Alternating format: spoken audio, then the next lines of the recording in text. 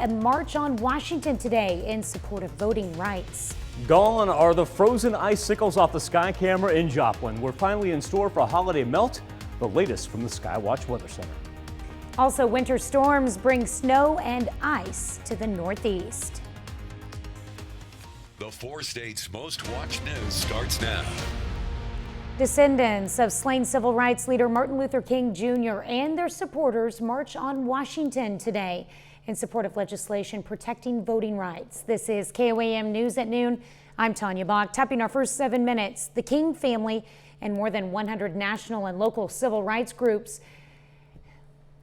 the Senate plans to take up the voting rights debate tomorrow, but the legislation will be an uphill battle after President Biden's efforts to overcome Republican opposition hit a wall last week. The President released a videotaped statement this morning saying the MLK holiday is a time to commit to Dr. King's unfinished work to protect the sacred right to vote. Well, controversy in the Monette School District over the book Dear Martin. It covers race relations through the eyes of a black teenager. The school decided to remove it from lesson plans, saying teachers did not go through the right protocol, but not because of the subject. Shoshana Stahl reports. Superintendent Mark Drake says any curriculum changes need to have input from teachers and administrators. Drake says the permission slip for the Dear Martin assignments had some concerning language. The most concerning point of the permission form was that if their students chose not to read that book, they took it as the student was going to get more work in it and that it was going to be potentially harder. But for parent Susie Gonzalez, she's concerned that the book won't be taught in school. I just think it's important for this community to know that there are issues, that this does happen. I'm not saying it's going to happen to your kid, but it has happened to my kid. And it is very important for the community to know that this can be an issue and it should be addressed to the kids in their proper setting. Gonzalez says for her son, he felt a personal connection to this book and was upset when the district pulled it. His peers in his class started telling him that racism didn't exist, that there was nothing such as that to happen, and he was just talking about his personal experience, what he has dealt with in a personal level. And he had to excuse himself from the class and ask to be excused from there because he felt like he was being bullied by his peers. Moving forward, Gonzalez hopes books are added into the curriculum that address topics like racism and poverty. The goal, making the community more open-minded. Let's talk about how people are treated differently when it comes to class. I'm not just going to target racism, I'm going to target all of it. So to me, it is important for the community to know that this is a problem in their own backyard.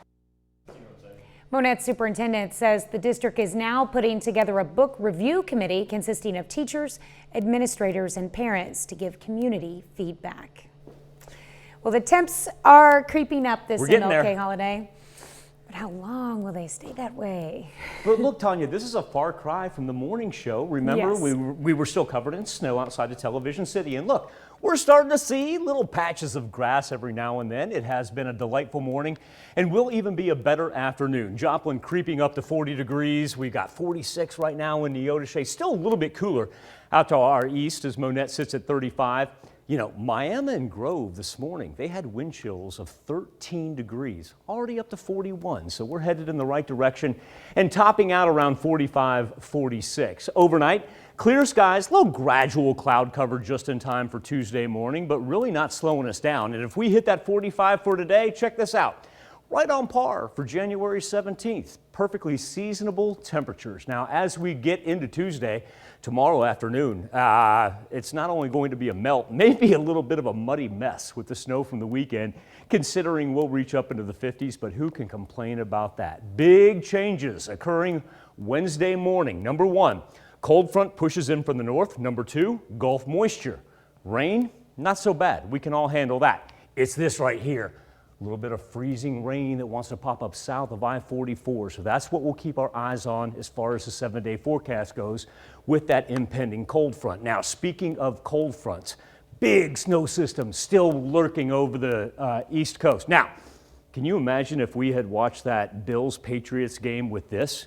Look at that. Lake effect snow just going to dominate portions of Buffalo. On a serious note, they are already under snow. They've got more to come. Tanya, you've got the latest numbers. That's right. Thanks, Michael.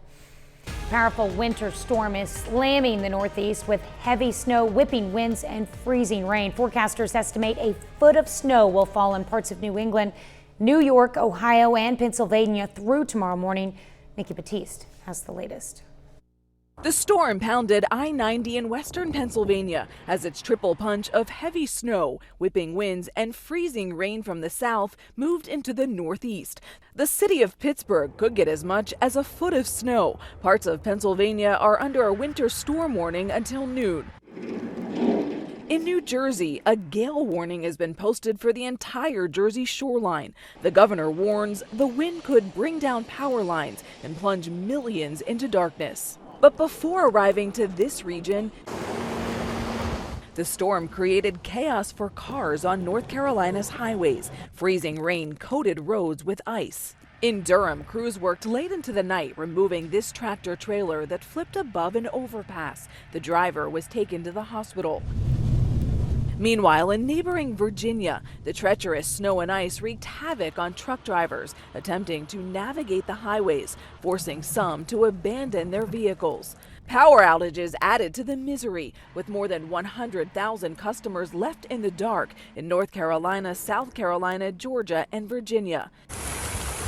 And in southwest Florida, no snow, but multiple tornadoes ripped through neighborhoods, leaving behind a trail of destruction, but no deaths. I said to the devil when I looked up and saw this guy, I said, today ain't the day, you ain't gonna get me. And thank God that the fire department, the EMS, and the neighbors all made that come true. As this storm heads to Vermont and up into Canada, officials are advising people, stay home if you can. Nikki Batiste, CBS News, Rochester, New York. That's a look at today's top stories and weather in our first 7 minutes. Up next on KOAM News at noon, we find out what's behind the long waiting list for local Head Starts. And later, we're making a southern potato bake in the Mr. Food Test kitchen. The Economic Security Corporation says its local Head Start and early Head Start facilities are seeing record high numbers on wait list. Families that would enroll their child in these programs if they met the income guidelines. KOAM's Kate Kelly tells us more about the struggle many parents are facing. This has never been an issue before. We've never had a struggle finding income eligible families to serve. Early Head Start and Head Start facilities across the country are experiencing all-time high wait lists. In this area, 267 families are currently over income, making more than $26,500 per year. That's a problem for parents like Tasha Lewis. I'm over income, so he will still be on the waiting list, but if lower income families enroll, then they will go in front of him. This is a problem Amy Schmidt is seeing again and again. We have families who qualified for early Head Start for their child birth to 3 years old. When that child turns 3, they're eligible to transition to Head Start. But at that time, we have to re-verify their income. And what we find is, not always, but we have had quite a few families who then did not qualify. Wage increases are pushing many families into this situation, but inflation isn't helping.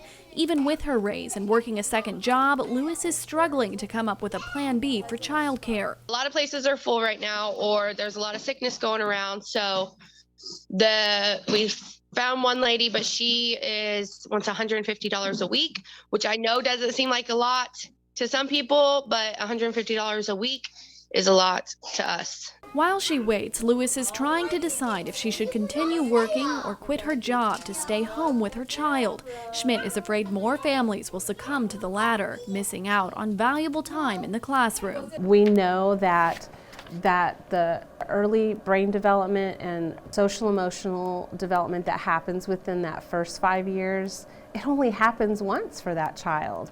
And so missing those opportunities, it's not something we want to see happening in our community. We want to see services received by families. In Joplin, Kate Kelly, KOAM News. In the interest of full disclosure, we should point out that Kate serves on the board of the Economic Security. Head Start is permitted to select up to 10% of families who are on a waiting list, That adds up to only 55 slots for this area, and most of those have all been taken. Still to come on the KOAM News at noon, Mr. Food. Today is Martin Luther King Jr. Day, and to honor him, we're cooking up a Southern favorite that's easy enough to serve for dinner tonight. But first, Michael Hayslip returns with your complete forecast. A little bit warmer for our Martin Luther King Jr. holiday than what we had over the weekend, that's for sure. As a matter of fact, even pre-sunrise, we were right on par with our Sunday high. Sunday only got to 28 degrees at Joplin Regional Airport. We're now sitting at 40. And of course, that Saturday temperature, remember, that was about the turn of midnight as the temperatures went straight down after that. But our January average high, very, very seasonable, sitting at 45 degrees. For those of you that could not join us during the KOAM morning news, Tanya, how would you reference this? Encompassed in ice? Frozen over? Frozen over, I think that is a perfect one. We couldn't see anything off our tower cam, the residual of what we had over the weekend. But luckily now we've got a good melt going on, already up to 40 degrees. The parking lot of the church across the street, it's done. We see little patches of grass beginning to sprout up. And by the time we get to this same shot tomorrow, all that snow is going to be a thing of the past, to the point where tomorrow may be a little bit of a muddy mess. Temperatures ranging anywhere from about 35 to 47. Checking in there at Chanute, that's going to be our high point right now. 37s in both Pittsburgh and Lamar, and Monette sitting at 35. This has been very interesting, our wind. Earlier this morning, coming in from the northwest, gave us a pretty substantial wind chill of sorts. But now, as we progress toward the noon hour, watch this thing just flip right back around, bring us in warmer weather from the southwest, to the point where, see these lines right here? I'd like to point this out every now and then when we get into one of these situations. For those of you that may work around a tower, those guy wires right there, when they formulate that ice and then we begin that melt, you do not want to park underneath this. Now, these cars out here at the station, we've already moved them out of harm's way, but just a friendly reminder, because we really haven't had to put up with it that much this year, but still seeing extremely cool wind chills out to the eastern portion of southwest Missouri, low 30s. Is what we're seeing there in Mount Vernon and Monette. And that's because the storm system, while it pushed off to the east, not quite done as of yet. And you've got a dividing line about right there where your cooler temperatures are still on the west side of the Mississippi, and low pressure forcing all that snow to the northeastern portion of the United States. As a matter of fact, we've got some video here from our friends at KDKA. This is in Pittsburgh, Pennsylvania, is what they're putting up with right now. And for those of you that are Chiefs fans, I don't think that you're feeling too bad for them whatsoever. That being said, we've got a whole lot of high pressure that's still hanging over the Midwest for us. Hardly any cloud cover to worry about, and remember, the brighter the blue, the higher the pressure. And so while we see it begin to creep down just a little bit, out here by the Four Corners, as this thing moves to the east, it's going to provide us with sunshine for today and tomorrow, to the tune of mid-40s today. Overnight, not too bad. Do want to point out our wind chills will drop back into the 20s for Monday night into Tuesday morning, but Tuesday going to bring us temperatures up into the mid-50s. That's why the melt officially on, and why it could be a little bit muddy for the kiddos too as they get ready to go back to school. Now, as we get into Tuesday night, Wednesday morning, here comes the next system. Cold front works in. Wide variety of temperatures just about everywhere. Gulf moisture spawns rain over us for early Wednesday morning. That's not a concern. What is a concern is as the cold front drops to the south, there we go. Freezing rain along and south of I-44. That is the big factor for Wednesday morning. That snow, that really won't affect us. That'll be for the upper elevations of the Ozarks, south central Missouri, northwest Arkansas. Big concern for us, the freezing rain, because if it does hit, anything that melts freezes right back over that night, Tanya. Wednesday, Thursday, 13 and 17 are overnight lows. Oh, wow. That gets cold, really cold. Yeah. That's yeah, we're gonna have to bust out the old hypothermia, freeze by multi-layer. We'll have to run through all that again. Yeah, definitely want to make sure you have your emergency preparedness kit ready. Yes, which according to the new issuance by the National Weather Service, we all may need box trucks. They're encouraging us to have so many things in your vehicle. Yeah, or just stay home. All right, thanks, Michael. We take this time to honor today's four-state hero, radio man, first class Harvey Haisler in the U.S. Navy. The The Webb City native served aboard the USS Porter and the USS Amen in the Pacific Theater from 1941 until 1947. He earned a number of honors, among them the Navy Unit Commendation and the Asiatic Pacific Medal with 7 stars. Harvey Hasler, we thank you, our 4-state hero. Well, today's recipe is Southern comfort food at its best. Howard shows us how to make his Southern potato bake in the Mr. Food Test Kitchen. Did you know that Dr. Martin Luther King Jr. is the only person who was not a U.S. president to have a national holiday dedicated to him? So today, I hope you'll take a moment to remember all that Dr. King did for our country. And since Dr. King was born in Atlanta, we thought we'd whip up a dish that's comforting, easy to make, and full of Southern goodness. It's a creamy potato bake that goes together like this. We start by combining some sour cream, a can of cream of broccoli soup, some shredded cheddar cheese, chopped onion, and a bit of melted butter. After making sure it's all mixed well, we stir in a package of frozen Southern-style hash browns, along with a bit of salt and pepper.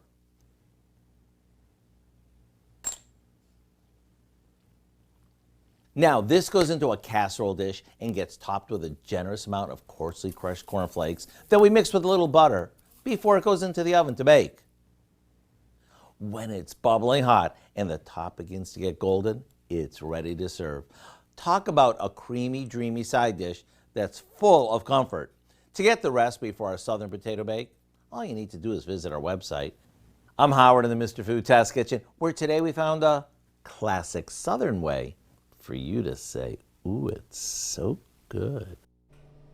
You can find this recipe along with a lot more good food from the Mr. Food Test Kitchen online. Just go to our website at KOAMnewsnow.com. Here's a look at our 4-state market prices.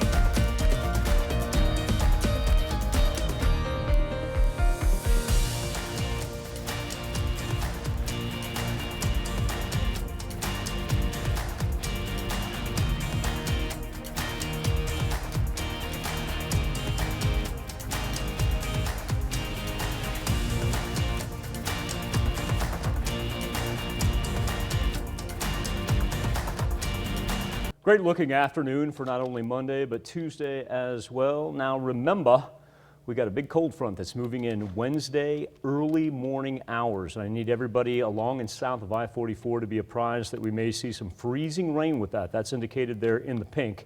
And the big factor is overnight that our road crews do just such a marvelous job. But look at these numbers right here. 13 and 17 from Wednesday night into Thursday night. Everything that does melt is certainly going to refreeze before Friday. All right, what do we have coming up tonight at 5, Down? Well, at 5, a company is using vertical farming to grow strawberries native to the Japanese Alps in the U.S. And they're doing it indoors at a warehouse in New Jersey. We're going to learn more about the technique, the unique flavor of the berries, and their rather expensive price tag. Plus, Ivy Medical opens a free COVID-19 testing site in Webb City. And we're going to find out how the Betty White Challenge is helping a 4-state animal shelter. Hope you join us for those stories, a lot more. KOAM News at 5. All right, thank you, Dow. Thanks for joining us for KOAM News at noon. We'll see you right back here at 5 o'clock.